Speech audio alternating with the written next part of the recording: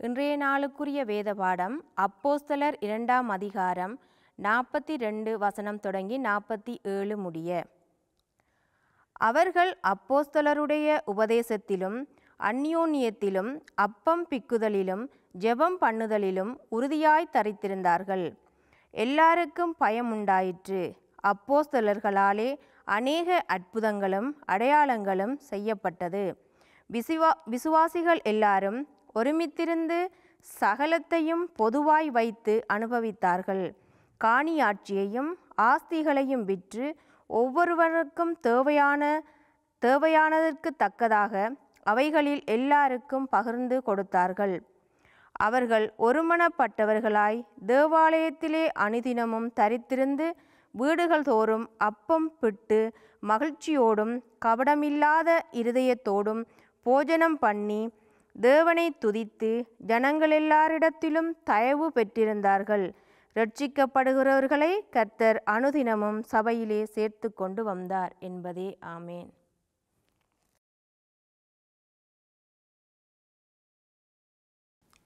விண்ணமுதம் நிகழ்ச்சியை காண வந்திருக்கின்ற உங்களை அன்போடு வரவேற்கிறேன். இன்றைய தியானத்திலே இந்த காலை வேளையிலே திருச்சபையை பற்றி நாங்கள் பார்க்க போகிறோம். இதை கேட்கிற பலர் திருச்சபையோடு தொடர்பு பட்டவர்கள். திருச்சபை என்று சொன்னால் நாங்கள் ஆலயம் என்று சொல்லுவோம். ஒருவேளை ஞாயிற்றுக்கிழமையிலே ஆலய ஆராதனைகளுக்கு போகிறவர்கள், ஆலய காரியங்களிலே பங்கு பெறுகிறவர்கள். ஆலயத்துக்கு நமக்கும் இடையே ஒரு தொடர்பு இருக்கிறது. பல வேளைகளிலே இந்த ஆலயம் என்று சொல்வது நம்மை பொறுத்தவரையிலே ஒரு கட்டிடம், ஒரு அமைப்பு. அந்த அமைப்பைத்தான் நாங்கள் பல வேளைகளிலே ஆலயம் என்று சொல்லை பயன்படுத்தி அழைக்கிறோம். உங்களுடைய ஆலயம் அங்கே இருக்கிறது என்று சொன்னால் நாங்கள் அதற்கு ஒரு விலாசம் வைத்திருப்போம், ஒரு அட்ரஸ் வைத்திருப்போம். அந்த அட்ரஸை சொல்லி இந்த குறிப்பிட்ட இடத்திலே என்னுடைய ஆலயம் இருக்கிறது என்று சொல்லுவோம். இன்னொருவர் இன்னும் ஒரு இடத்திலே ஆலயம் இருக்கிறது என்று சொல்லுவோம். அல்லது ஊரிலே நாங்கள் இந்த இடத்துல இந்த சர்ச்சை சேர்ந்தவர் நான் என்று ஒரு ஆலயத்தின் பெயரைத்தான் நாங்கள் சொல்லுவோம். ஆனால் இந்த வேத பகுதியிலே அப்போஸ்தலர் 2ஆம் அதிகாரம் 42வது வசனத்திலிருந்து இருக்கின்ற இந்த வேத பகுதி ஆலயம் என்பது ஒரு வாழ்க்கை முறை என்ற ஒரு கருத்தை தருகிறது. ஆலயத்திலே இப்போது நாங்கள் சொல்லுவோம் ஆலயத்தின் அங்கத்தவர், மெம்பர்ஷிப் என்று சொல்லை பயன்படுத்துவோம். ஆலயத்தின் அங்கத்தவராக இருக்கின்றவர் என்று சொல்லுவோம். அன்றும் ஆலயத்திலே குழுவினராக கூடி வந்தார்கள். ஒருவேளை அவர்களும் ஒரு குறிப்பிட்ட இடத்தின் அங்கத்தினர்களாக இருந்திருக்கலாம். ஆனால் அந்த ஆலயத்திலே அவர்கள் ஒன்றாக இணைந்து வந்து வாழ்கின்ற வாழ்க்கை தான் ஆலயமாக கருதப்பட்டது. இப்போது வாசிக்க கேட்ட இந்த வேத பகுதியிலே நீங்கள் கவனித்திருந்தால் ஒரு வசனம் வருகிறது. அவர்கள் அப்போஸ்தலருடைய உபதேசத்திலும் அந்யோன்யத்திலும் அப்பம் பிட்குதலிலும் ஜெபம் பண்ணுதலிலும் உறுதியாய் தரித்திருந்தார்கள். 4-5 காரியங்கள் இருக்கிறது. உபதேசம், அந்யோன்யம், அப்பம் பிட்குதல், ஜெபம் பண்ணுதல். இந்த 4 காரியத்திலும் அங்கிருந்த மக்கள் உறுதியாக தரித்து இருந்தார்கள். இதை விளங்கப்படுத்துவதாக இருந்தால், இப்போ சில வருடங்களுக்கு முன்பு, 2 வருடங்களுக்கு முன்பு இந்தியாவிலே மணிப்பூர் என்று பெயர் கொண்ட ஒரு இடத்திலே ஒரு கலவரம் ஒன்று நடந்தது. அந்த கலவரத்திலே, இந்த மணிப்பூர் என்ற இடம் இந்தியாவில் இருக்கிறது. அந்த இந்தியாவிலே அந்த மணிப்பூர் குறிப்பிட்ட இடத்திலே வாழ்ந்தவர்கள் பலர் சாதாரணமான மக்கள், ஏழை மக்கள். அதிலே பல கிறிஸ்தவர்கள் இருந்தார்கள். அந்த தாக்குதலுக்கு அல்லது அந்த வன்முறைக்கு இலக்காக போனவர்கள் கிறிஸ்தவர்கள். பல கிறிஸ்தவர்கள் அதிலே இறந்து போனார்கள். கிட்டத்தட்ட இந்த இருக்கின்ற குறிப்புகளை பார்த்தால் ஒரு 300 ஆலயங்கள் அளவு தீக்கிரையாக்கப்பட்டது. ஒரு 70 பேர் போல அதிலே இறந்து போனார்கள். அதிலே பலர் கிட்டத்தட்ட 10,000க்கும் அதிகமான கிறிஸ்தவர்கள் இதனாலே தங்களுடைய இடங்களிலே இருக்க முடியாமல் அகதிகளாக ஓட வேண்டிய சூழல் ஏற்பட்டது.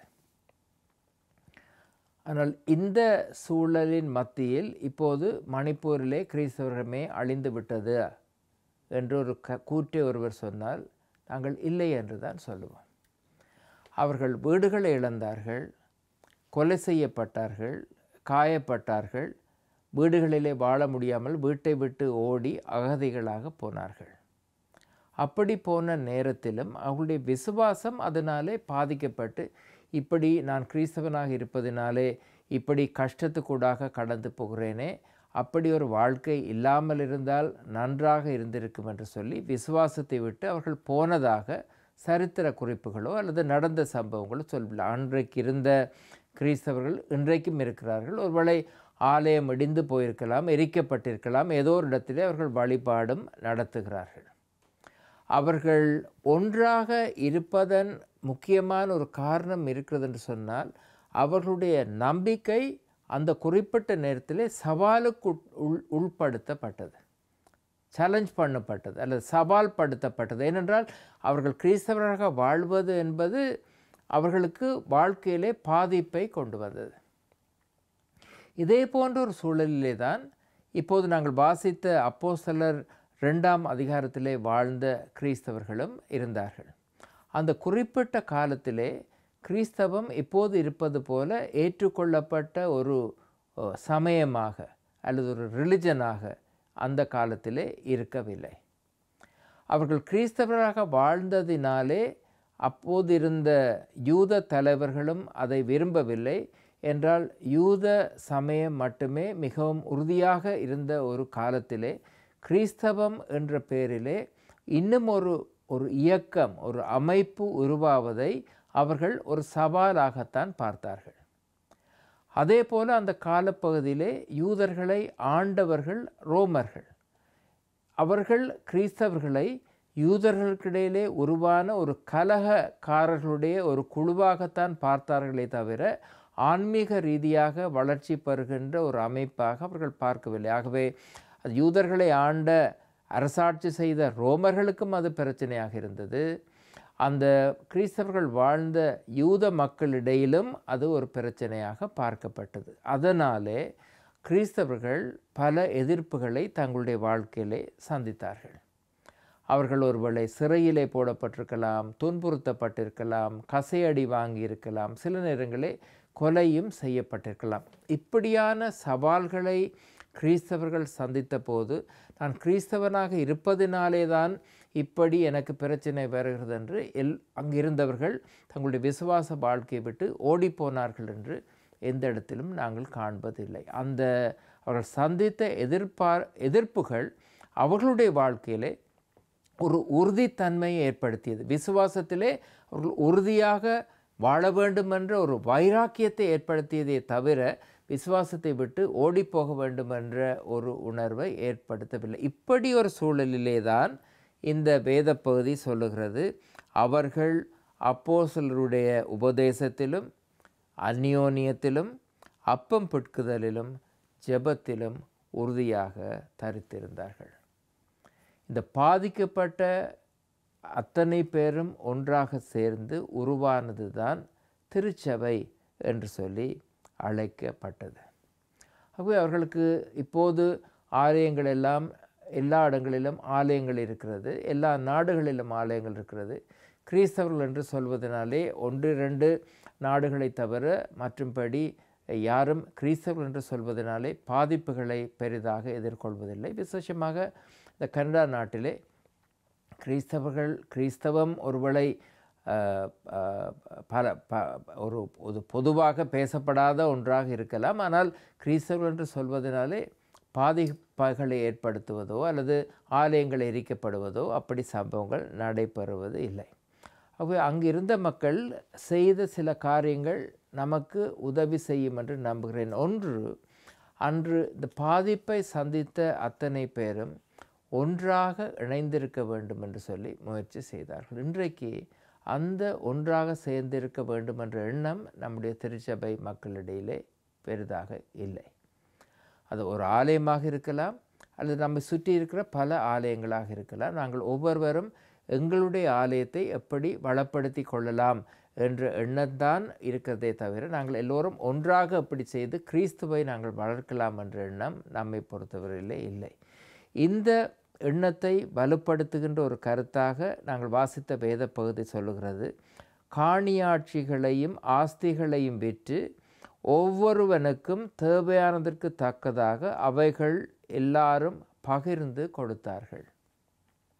சபையில் இருக்கிறார்கள், வேறு வேறு நிலையைச் சேர்ந்தவர்கள் இருக்கிறார்கள், எல்லோரும் ஒரே விதமான பிரச்சனையை சந்திக்கிறார்கள். ஆகவே அங்கே இருக்கிற மக்கள் யோசித்தார்களாம், இங்கே தேவையிலே உள்ளவர்களும் இருக்கிறார்கள், வசதி படைத்தவர்களும் இருக்கிறார்கள்.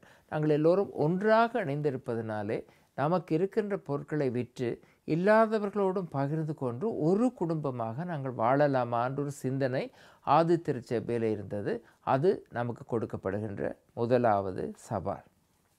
இப்படி அவர்களுடைய வாழ்க்கை முறை இருந்ததினாலே மற்றவர்கள் அங்கு இருந்த அந்த கிறிஸ்தவருடைய வாழ்க்கை முறையை பார்த்ததினாலே வேதாகமம் சொல்லுகிறது 2ஆம் அதிகாரம் 47ஆம் வசனம், அப்போஸ்தலர்களிலே இரட்சிக்கப்படுகிறவர்களை கர்த்தர் அனுதினமும் சபையிலே சேர்த்து கொண்டு வந்தார். அவர்களுடைய வாழ்க்கை மற்றவர்களை பொறுத்தவரையில் பார்க்கிற போது ஒரு முன்மாதிரியான வாழ்க்கையாக இருந்தது. அந்த வாழ்க்கை முறையை கண்டு பலர் திருச்சபையிலே நாங்களும் கிறிஸ்தவர்களாக வாழ விரும்புகிறோம் என்ற கருத்தோடு எண்ணத்தோடு முன்னே வந்தார்கள் என்று சொல்லப்படுகிறது. அவர்கள் எல்லோரும் அந்த குழுவிலே ஒன்றாக இணைந்து வாழ்கின்ற வாழ்க்கையை விரும்பினார்கள். அது வெறும் ஒரு ஆன்மீக ரீதியாக செயல்பட்ட ஒரு குழுவாக இருந்ததிலும் பார்க்க அந்த ஆன்மீக ஒற்றுமை அவர்களுடைய நாளாந்த வாழ்க்கையிலே வெளிப்பட்டது. இன்றைக்கு நம்முடைய திருச்சபைகளிலே அதை நம்மால் காண முடிகிறதா? மற்றவர்கள் திருச்சபைக்கு வெளியே இருக்கிற மக்கள் திருச்சபையில் இருக்கின்ற வாழ்க்கை முறையை பார்த்து இந்த மக்களைப் போல நானும் வாழ வேண்டும், என்னுடைய குடும்பத்தில் இருக்கிறவர்களும் வாழ வேண்டும், எங்களுடைய பிள்ளைகளும் வாழ வேண்டும் என்ற எண்ணத்தோடு திருச்சபையிலே வந்து எங்களோடு இணைந்து கொள்ள எங்களையும் சேர்த்து கொள்வீர்களா? நாங்களும் இந்த உங்களுடைய திருச்சபையின் ஒரு பங்காக இருக்க முடியுமா? உங்களுடைய வாழ்க்கையைப் போல எங்களுடைய வாழ்க்கை இருக்க வேண்டும் என்று நாங்கள் விரும்புகிறோம் என்ற ஒரு சூழல் நமக்கு உருவாகுமா? அதுதான் இந்த பகுதி நமக்கு கொடுக்கின்ற செயல்பாடு. எங்களுடைய ஆன்மீக வாழ்க்கை இருக்கட்டும், இந்த ஆன்மீக வாழ்க்கை எங்களுடைய நாளாந்த வாழ்க்கை எவ்விதத்திலே பாதிக்கிறது என்பதைத்தான் இந்த அப்போஸ்தலர் 2ஆம் அதிகாரம் நமக்கு சொல்லித் தருகிறது. நாங்கள் ஆலயத்தை விட்டு வெளியே வருகிற போது திங்கட்கிழமையிலிருந்து சனிக்கிழமை வரை நான் வேலைக்கு போகின்ற இடத்திலே, கடைக்கு போகிற நேரத்திலே, என்னுடைய அயலவரோடு நான் வைத்திருக்கின்ற உறவு, என்னுடைய உறவினர்களோடு நான் வைத்திருக்கின்ற உறவு பழக்கம் எல்லாம் வந்து என்ன விதத்திலே மற்றவர்கள் இவர்களைப் போல அல்லவா எங்களுடைய வாழ்க்கை இருக்க வேண்டும் என்று நம்மை பார்ப்பதன் மூலமாக அவர்கள் கிறிஸ்துவை மகிமைப்படுத்துகிறவர்களாக இருக்கிறார்கள் என்பது நமக்கு கொடுக்கப்படுகின்ற ஒரு செய்தி. இந்த செய்தி நம்ம எல்லோருக்கும் சவாலாகத்தான் கொடுக்கப்படுகிறது. என்றால் இன்று கிறிஸ்தவம் என்பது சமயம், எத்தனையோ சமயங்கள் இருக்கின்றன. அந்த சமயங்களிலே ஒரு சமயமாக கிறிஸ்தவம் பார்க்கப்படுகிறதே தவிர அப்போஸ்தலர் 2ஆம் அதிகாரம் சொல்வது போல அது ஒரு வாழ்க்கை முறையாக பார்க்கப்படுகிறதா என்பது நாங்கள் நம்மை பார்த்து கேட்க வேண்டிய ஒரு நல்ல வினா. ஆண்டவர் தாமே நம்மை ஆசீர்வதிப்பாராக. ஆமென்.